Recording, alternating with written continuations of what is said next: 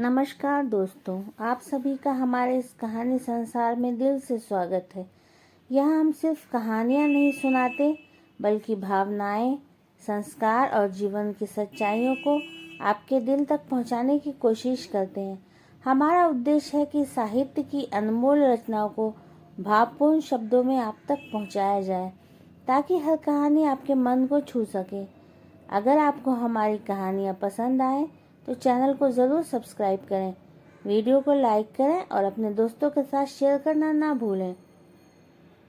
आपका एक छोटा सा समर्थन हमें और भी अच्छी कहानियाँ लाने की प्रेरणा देता है। आज हम लेकर आए हैं हिंदी साहित्य की प्रसिद्ध लेखिका सुभद्रा कुमारी चौहान की कहानी कल्याणी। ये कहानी एक नारी के त्याग, उसके मौन संघर्ष और समाज की संवेदनहीनता को बहुत ही भावपूर्ण ढंग से प्रस्तुत करती है। तो आइए शब्दों और भावनाओं की इस यात्रा की शुरुआत करते हैं। विवाह के बाद नववधू को लेकर जब बैरिस्टर रामारमन घर लौट रहे थे, तब रास्ते में एक रेल दुर्घटना हो गई। कई बाराती घायल हो गए, दो का तो घटनास्थल पर ही अंत हो गया। मरने वाला एक लॉ का विद्यार्थी था और दूसरे थे स्वयं बैरिस्टर राधारमन। मृत्यु के कुछ क्षण पहले एकाएक राधारमन ने आंख खोलकर चारों तरफ देखा। पास ही बैठे हुए अपने मित्र जयकृष्ण से कहा, कल्याणी को तुम्हें सौंपता हूँ। ये चाहे तो इसका विवाह भी कर देना, इसे कोई कष्ट न होने पाए। अधिक वह कुछ बोल न सके, उनका प्राणांत हो गया। घायल बारातियों के साथ नववधू कल्याणी को लेकर जयकृष्ण घर आए। 2 दिन पहले कल्याणी के सौभाग्य पर बहुतों को ईर्ष्या हुई थी। आज घर घर में उसके दुर्भाग्य की चर्चा थी। उसका मुंह देखना तो दूर, सौभाग्यवती स्त्रियां उसकी छाया से भी डरती थी। वे सोचती, यह स्त्री कितनी अभागी है कि इसके परिवार में तो कोई था ही नहीं। विवाह का कंगन भी न छूट पाया और वैधव्य मुंह बाय निगल जाने को खड़ा हो गया। वरना क्या उसी दिन उसी ट्रेन में रेल दुर्घटना होनी थी। कुछ भी हो, घर घर बड़ी बूढ़ी स्त्रियों में यही चर्चा थी कि यह अपने सत्यानाशी पैरों से जिस घर जाएगी, उसी घर में कोई दिया जलाने वाला न रह जाएगा। धीरे धीरे ये बात जयकृष्ण की पत्नी मालती ने भी सुनी। पति और संतान के लिए हिंदू नारी क्या नहीं कर लेती। उसके कल्याण के लिए अपना तन मन सभी कुछ निछावर कर सकती है प्रसन्नता से। और जिस बात में उसके किंचित मात्र भी अहित की शंका होती है, वह काम हिंदू नारी कभी कर ही नहीं सकती। मालती का जी अंदर ही अंदर घबरा उठा। वह क्या करे, उसे तो अभागिन कल्याणी पर भी दया आती थी। किंतु जिस दिन जयकृष्ण का जरा सिर दुखता, बच्ची उपमा जरा भी अनमनी हो जाती, उस दिन ऐसा जान पड़ता जैसे कल्याणी का दुर्भाग्य मुंह खोले उसे निगलने को दौड़ा आ रहा है। पर उपमा को ये अपनी चाची कल्याणी बहुत अच्छी लगती थी। कल्याणी के आने के बाद उपमा सदा उसी के पास रहती, खेलती, उसी के हाथ से नहाती और दूध पीती। रात में सो जाने के बाद ही मालती उसे ले जा सकती थी। वह बालिका जागते में अपनी चाची को छोड़ना ही न चाहती थी। मालती को यह बात पसंद नहीं थी। वह नहीं चाहती थी कि उपमा उससे इतनी हिल मिल जाए। दबी जबान में उसने कई बार पति से कहा, कल्याणी को कहीं भेज दो। किसी की जवान विधवा आज 6-6 महीने से अपने घर में है, लोग क्या कहते होंगे। और जयकृष्ण सदा हंसी में टाल देते, तुम क्यों घबराती हो, कहने वाले मुझे ही तो कहेंगे। विधवा जवान हो या बूढ़ी, तुम्हें तो कोई कुछ भी न कहेगा। किंतु जिस बात से मालती सबसे अधिक डरती थी, वह बात जयकृष्ण से कभी न कह सकी। वह कैसे कहे कि वह भी इन बूढ़ियों की बात पर विश्वास करती है। उसे रात दिन अपने पति और बच्ची के अमंगल की आशंका बनी रहती। धीरे धीरे 7 महीने बीत गए और जयकृष्ण कुछ भी निश्चय न कर सके कि वे कल्याणी के लिए क्या करें। एक दिन नगर के किसी प्रतिष्ठित व्यक्ति के मर जाने से ऑफिस बंद हो गया और वे समय से बहुत पहले घर आ गए। नीचे कोई ना था। ऊपर उपमा की आवाज़ आ रही थी। सोचा वे लोग ऊपर होंगे, ऊपर गए। सीढ़ियों पर चढ़ते ही देखा कल्याणी नहाकर बाल सुखा रही थी। खूब लंबे घने काले केशों के बीच गोरा गोरा मुंह बिल्कुल चांद सा लग रहा था। बड़ी बड़ी आंखें में एक विशेष प्रकार का आकर्षण था। ऐसा सौंदर्य तो जय कृष्ण ने कभी देखा न था। अंग प्रत्यंग से यौवन जैसे फूटा सा पड़ता था। क्षण भर निहारने का लोभ जय कृष्ण संवरण न कर सके, और तभी कल्याणी की नजर जय कृष्ण पर पड़ी। उसने सिर ढक लिया। लज्जा की लाली उसके चेहरे पर दौड़ गई। उसका सौंदर्य दूना हो गया। इधर जय कृष्ण का अधीर मन बेकाबू हो चला। वे अब सीढ़ियों से ऊपर जाकर कुर्सी पर बैठ गए। कल्याणी से बोले, मुझे तुमसे कुछ बात करनी है कल्याणी। कल्याणी मरी जा रही थी। वह नहीं चाहती थी कि जय कृष्ण उससे ऐसे समय में कोई भी बात करे जब मालती घर में नहीं है। बात चाहे कुछ भी न हो, पर मालती को संदेह जरूर होगा, ये कल्याणी जानती थी। वह इसलिए चुप थी। पर जय कृष्ण फिर बोले। उनकी आवाज़ भारी और स्वर कांप रहा था। कल्याणी, मृत्यु के समय राधा रमन तुम्हें मेरे हाथों सौंप गए हैं। मेरा कर्तव्य तुम्हें सुखी बनाना है, किंतु सुख का मार्ग तुम्हें ही निश्चित करना होगा। कल्याणी ने आंखें उठाकर जय कृष्ण की तरफ देखा, किंतु देख न सकी। उनकी आंखों में उसने कुछ देखा। उसे अच्छी तरह न जान सकी कि क्या था, किंतु उस दृष्टि में कुछ था जिससे कल्याणी सिहर उठी। एक प्रकार की बिजली से उसके शरीर में दौड़ गई। ये उसका पहला अनुभव था। कल्याणी ने कहा, आप जो ठीक समझे करें, मैं कुछ नहीं जानती। अच्छा होता कि आप बहन जी के आने पर मुझसे बातें करते। वे सुशीला बहन जी के घर गई हैं। अच्छा, उनके आने पर ही मैं बात करूंगा कल्याणी, कहते हुए जय कृष्ण बाहर चले गए। मालती को ये बात मालूम होगी या स्वयं कल्याणी कह देगी, किंतु अगर आते ही उपमा ने कह दिया कि बाबू चाची के पास ऊपर बैठे थे तो तुरंत तूफान खड़ा हो जाएगा। इसलिए कल्याणी उसे कहानी कहकर बहलाने लगी। कल्याणी को लेकर कभी घर में तूफान खड़ा हो जाता, तब उसका जी चाहता कि धरती फटे और वह समा जाए। वह नहीं चाहती थी कि वह उसके सुखमय जीवन में विषाद का कारण बने, इसलिए सबसे छिपी छिपी रहती थी। वह यही चाहती थी कि किसी को उसके अस्तित्व का पता न लगे। अभागिन नारी, जिसे परमात्मा ने सौंदर्य देते समय इतनी उदारता दिखलाई थी, उसके भाग में सुख का एक क्षण भी न लिखा था। सुशीला के यहाँ मालती को बहुत सी बातें सुनने को मिली। सुशीला की सास ने यहाँ तक कहा, दुल्हन, तुम्हें तो अभी अच्छा लगता होगा, सहेली मिल गई है, पर वह कुलक्षणी है, तुम्हारा घर भी चौपट कर देगी। उस छूत को निकाल बाहर करो। मालती निश्चय करके लौटी थी कि आज वह जय कृष्ण से जरूर कहेगी कि अब वह कल्याणी को अपने घर में न रख सकेगी। बहुत दिन रह चुकी। लौटते ही उसने देखा कि जय कृष्ण कमरे में लेटे अखबार पढ़ रहे हैं। उसने अंदर आकर घंटी की बटन दबा दी। उपमा सो गई थी। कल्याणी नीचे आई। मालती ने उसे चाय तैयार करने को कहा। सोचा चाय पीने के बाद कहूँगी, किंतु रहा न गया। दफ्तर पहुंची। जय कृष्ण ने अखबार रख दिया। पत्नी का वे बहुत आदर करते थे। मालती पास जाकर बैठ गई। बोली, अभी मैं सुशीला के घर गई थी। सब लोग इस बात से बहुत असंतुष्ट हैं कि हम लोग कल्याणी को अपने घर में रखे हुए हैं। वे लोग कहते हैं कि उसे कहीं और भेज देना चाहिए। जय कृष्ण की भिकिटी टेढ़ी हो गई। उन्होंने कहा, तो जाकर उसे हाथ पकड़कर निकाल दो। उनके स्वर में रूखापन था। उन्होंने करवट बदल ली। मालती चुपचाप चली गई। उसने सोचा, जान पड़ता है कि यह जीवन भर के लिए यहाँ आई है। कल्याणी चाय तैयार करके चाय की मेज पर सजाकर ऊपर चली गई। चाय पीते पीते जय कृष्ण ने पत्नी से कहा, जिसे ईश्वर ने ही कष्ट देने में कोई कसर नहीं की, उसे हम और क्या कष्ट दें। मरते समय राधा रमन उसे मेरे हाथों सौंप गए हैं। कुछ दिन और बीत जाने दो। 1 साल के बाद वह जो चाहेगी वही कर देंगे। पढ़ना चाहती है तो वहाँ भेज दूंगा, चाहेगी तो उसका पुनर्विवाह भी कर सकते हैं, पर वह मुझे या तुम्हारी बच्ची को नहीं खा सकती। बेफिक्र रहो। लोग कहते हैं बकने दो। दुनिया में हर किसी को प्रसन्न रखने की कोशिश करने वाला किसी को भी प्रसन्न नहीं रख सकता। मालती बोली, मैं ये नहीं कहती कि उसे आज ही कहीं भेज दो, पर 15 दिन बाद मुझे माँ के घर जाना पड़ेगा। मेरी भतीजी का ब्याह है। कल्याणी यहाँ अकेली रहेगी? जय कृष्ण बोले, अकेली क्यों रहेगी, उसे भी साथ ले जाना। मालती ने उत्तर दिया, साथ कैसे ले जाऊंगी?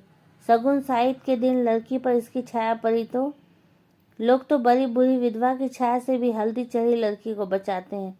फिर जान न पहचान ऐसी स्त्री को जबरदस्ती उनका मेहमान क्यों बनाऊं? उन्हें अच्छा न लगे तो? जयकृष्ण खींचकर बोले, तो फिर कल्याणी यहीं रहेगी। बुधिया की माँ को दिन भर रहने को कह देना, उसे कुछ और पैसे दे दिए जाएंगे। न चाहते हुए भी आखिर एक दिन कल्याणी को घर में अकेली छोड़कर मालती को जाना पड़ा। जाते समय बुधिया की माँ को उसने अच्छी तरह समझा दिया कि बाबूजी को खाना वहीं परोसेगी। कल्याणी से भी कह दिया था वह बाबूजी से जैसा पर्दा करती है वैसा ही करती रहे और बुधिया की माँ रात दिन यहीं रहे। मालती चली गई। अब जयकृष्ण प्राय देर से जाते और जल्दी लौट आते। कभी कभी वे दफ्तर जाते ही नहीं। यह बात ध्यान देकर कल्याणी ने देखी। बुधिया की माँ जो चौकीदारी पर नियुक्ति थी वे कुछ समझ न सकी। पहले ही दिन खाना परोसने गई थी। जयकृष्ण की एक डांट लगते ही लौटकर बोली, बहू तुम ही परोसो, मुझसे ना बनेगा, बाबूजी खूंखार हैं। कल्याणी को खाना परोस कर खिलाना ही पड़ा। यही तो जयकृष्ण चाहते थे। खाना खाते खाते जयकृष्ण बोले, कल्याणी तुमने अपने भविष्य के बारे में क्या निश्चित किया है, कुछ कहोगी? कल्याणी संकोच के साथ बोली, मैं क्या निश्चय करने लायक हूँ, मुझे दुनिया का अनुभव ही क्या है। गांव में विधवा मौसी के साथ रहती थी। एक दिन वही सुना कि मेरा विवाह होने वाला है। किससे होने वाला है नहीं जानती थी। फिर आप लोग ब्याहने आए और जो कुछ हुआ सब आपके सामने है। तब से आपके ही आश्रय में हूँ। आपको छोड़कर, आपके इस घर को छोड़कर कहीं मेरा कोई अपना नहीं है। सुना है विधवा मौसी भी अभी संसार में नहीं है। फिर मैं क्या निश्चय करूं, आप ही कहिए। जयकृष्ण बोले, शादी होना न होना दोनों बराबर है। पति की तुमने अच्छी तरह शायद शक्ल भी न देखी होगी। पुनर्विवाह करना चाहोगी? कल्याणी बोली, पुनर्विवाह? विवाह से सुख मिलने वाला होता तो मेरे पति उसी दिन रेल से कटकर न मर जाते, कहकर ठंडी सांस ली। जयकृष्ण ने कहा, तुम्हारा यह ख्याल गलत है कल्याणी। जो कुछ होना होता है होकर ही रहता है। इसमें न तुम्हारा दोष है न तुम्हारे भाग्य का। मेरा तो विश्वास है कि जिस ईश्वर ने तुम्हें इतना रूप दिया है वह सुख भी देगा। हाँ, मार्ग तुम्हें स्वयं निश्चित करना है। तुम चाहो तो मैं तुम्हें पढ़ने के लिए किसी पाठशाला में भेज दूं। कल्याणी को हंसी आ गई। बोली, अब मैं बूढ़ी होने जा रही हूँ। छोटी छोटी लड़कियों के साथ बैठकर कैसे पढ़ूंगी? और पढ़ना आएगा भी मुझे? मैं तो निरी मूर्ख हूँ। ये हंसी न थी, बिजली कौन गई थी। जयकृष्ण ने कल्याणी को आज तक कभी हंसते न देखा था। वे सिर से पैर तक सिहर उठे। बहुत संभल कर बोले, कोशिश करने से सब कुछ आता है कल्याणी। फिर भी तुम खूब सोच विचार कर मुझे शाम को अपना निश्चय कहना। शाम को भोजन के बाद रात को देर तक कल्याणी और जयकृष्ण बातें करते रहे। पहरे पर नियुक्त बुढ़िया पड़ी हुई खराटे भर रही थी। कल्याणी ने कहा, पति को मैं प्रेम न कर सकी क्योंकि संयोग और वियोग में केवल 2 ही दिन का अंतर था। हाँ, दया भाव से ही प्रेरित होकर उन्होंने मेरा पानी ग्रहण किया था, इसलिए उन पर मेरी अपार श्रद्धा पहले से थी, अब भी है। किंतु प्रेम से तो मेरा प्रथम परिचय उसी दिन हुआ जिस दिन आप सीढ़ियों पर चुपचाप खड़े थे। आप विश्वास मानिए कि आपको मैं जितने श्रद्धा भाव से देखती हूँ उतना ही आपसे प्रेम भी करने लगी हूँ। फिर भी आपके साथ मेरा पुनर्विवाह असंभव है। क्यों कल्याणी, तुम्हें आपत्ति क्या है? भराई हुई आवाज में जयकृष्ण ने पूछा और कल्याणी के हाथ अपने हाथ में ले लिए। कल्याणी ने तुरंत अपना हाथ छुड़ा लिया और संदिग्ध दृष्टि से जयकृष्ण की ओर देखा। जयकृष्ण को अपनी भूल मालूम हो गई। दोनों कानों में हाथ लगाकर बोले, भूल स्वीकार करता हूँ, अब कभी न होगी। फिर कुछ रुककर कहा, कल्याणी तुम मुझसे कभी न डरना। तुम्हारी इच्छा के विरुद्ध मैं तुम्हें कभी न छूऊंगा। पर यह बताओ कि जब पुनर्विवाह करने में तुम्हें कोई आपत्ति नहीं है और तुम मुझे प्रेम भी करती हो, तब तुम्हारा पुनर्विवाह मेरे साथ क्यों असंभव है? असंभव इसलिए है कि आप विवाहित हैं, कल्याणी ने निश्चय के स्वर में कहा। जयकृष्ण ने कहा, पर हिंदू शास्त्र के अनुसार एक पुरुष कई विवाह कर सकता है। फिर तुम वह सौभाग्य मुझे ही क्यों नहीं दान करती जो किसी दूसरे को मिलने वाला है? छी छी, कल्याणी बोली, आप क्या समझते हैं कि मैं किसी और से विवाह करूंगी? यह कभी न होगा। मैंने एक बार जिससे प्रेम किया उसी से प्रेम करती हुई मिट जाऊंगी। हिंदू नारी प्रेम करना जानती है, वह प्रेम का प्रतिदान नहीं चाहती। मैंने प्रेम किया, करती रहूंगी। यह बात दूसरी है कि प्रेम की प्रतिमा तक मेरी पहुंच न हो सकेगी, और यह तो अपना अपना भाग्य है। कहती हुई एक दीर्घ निश्वास के साथ कल्याणी ने जयकृष्ण की ओर देखा। जयकृष्ण ने कहा, कल्याणी, तुम अपना ही अपना देखोगी या मेरा कुछ ख्याल करोगी? मैं पागल हो जाऊंगा। तुम्हारे बिना अब तो मुझसे एक पल भी नहीं कटा जाता, किंतु फिर भी तुम निश्चित रहना, मैं तुम्हें कभी हाथ न लगाऊंगा जब तक तुम्हारी आज्ञा न होगी। आधी रात को भी तुम मेरे पास उतनी ही सुरक्षित रह सकती हो जैसे सगे भाई के पास, क्योंकि मैं अधम नहीं हूँ, तुमसे प्रेम करता हूँ, तुम्हें पाने का इच्छुक हूँ, पर सत्य मार्ग से, कुमार्ग से नहीं। कल्याणी बोली, ना मैं अपना कुछ देखती हूँ, ना आपका। सच ये है कि मैं मालती जीजी के सौभाग्य पर कुठाराघात ना कर सकूंगी। उन्हें मुझे कुछ समय में आश्रय दिया है, जो कुछ बन सकेगा भला करूंगी। उनकी बुराई मुझसे ना हो सकेगी। उनके भले के लिए मुझे अपना बलिदान भी करना पड़े तो सहर्ष कर दूंगी, मगर उनकी जिंदगी में कांटा बनकर ना रहूंगी। पर मेरा जीवन कंटकमय बना दोगी। कहते जयकृष्ण ने ठंडी सांस ली और सौतरीन नेत्रों से कल्याणी की ओर देखा। कल्याणी ने कहा, यह सब मानसिक विकार है, कुछ दिनों में अपने आप दूर हो जाएगा। आप समझते हैं मुझे कम कष्ट हो रहा है? मैं नारी होकर भी सब कुछ सहने को तैयार हूँ। आप तो पुरुष हैं, कठिनाइयों से लड़ने के लिए ही आपका जीवन है। मैंने मालती जीजी को पत्र लिख दिया है, वे आती ही होंगी। उनके आते ही मैं आपसे विदा ले लूंगी। विदा से पहले एक भिक्षा चाहती हूँ, केवल आपके चरणों की धूली, और मैं कुछ नहीं चाहती। आप मेरे देवता हैं। जयकृष्ण के पैरों के नीचे से जैसे धरती खिसक गई। घबराकर बोले, तुमने मालती को पत्र कब लिखा और क्या लिखा? लिखने से पहले मुझसे पूछा क्यों नहीं? कल्याणी बोली, मैंने और कुछ नहीं लिखा, यही लिखा है कि उपमा के बिना बहुत बुरा लगता है, तुम जल्द से जल्द चली आओ। और लिखती भी क्या, किंतु आपके साथ मेरा अकेला रहना उचित नहीं। हम दोनों एक दूसरे से प्रेम करते हैं, न जाने किस दिन क्या हो जाए, और मैं नहीं चाहती कि हमारे बीच कोई भी ऐसी बात हो जिसे कलंक का स्वरूप दिया जा सके। जो कुछ तुमने किया ठीक ही किया कल्याणी, सो जाओ, रात बहुत हो चुकी है। और उठते हुए कल्याणी ने झुककर जयकृष्ण के पैरों को माथे से लगा लिया। जयकृष्ण बहुत उद्विग्न थे। कल्याणी ने ऊपर जाकर दरवाजे बंद कर लिए। जयकृष्ण खाट पर पड़े करवटें बदलते रहे। उन्हें नींद न आई। दूसरे ही दिन मालती दोपहर की ट्रेन से आ पहुंची। दफ्तर से लौटते ही जयकृष्ण ने देखा उपमा खेल रही है। रात भर सो न सकने के कारण उनका चेहरा उतरा हुआ था। मालती ने देखते ही पूछा, क्या तबीयत खराब थी, क्या हुआ? जयकृष्ण ने कहा, कुछ नहीं, सिर में बहुत दर्द है। अज्ञात आशंका से मालती सिहर उठी। कल्याणी तो अभी है ना इस घर में? उसने पूछा। तुम तो अपनी बात के आगे किसी की भी नहीं सुनते। कितनी बार कहा उसे कहीं भेज दो, पर जब तुम मानो तब ना। इससे तुम्हारे सिर में दर्द वर्द होता है तो मैं घबरा जाती हूँ। सभी लोग कहते हैं कि वह अभागिन है। जयकृष्ण को दूसरा ही भय था। वे यही सोच रहे थे कि कौन जाने कल्याणी है भी कि नहीं।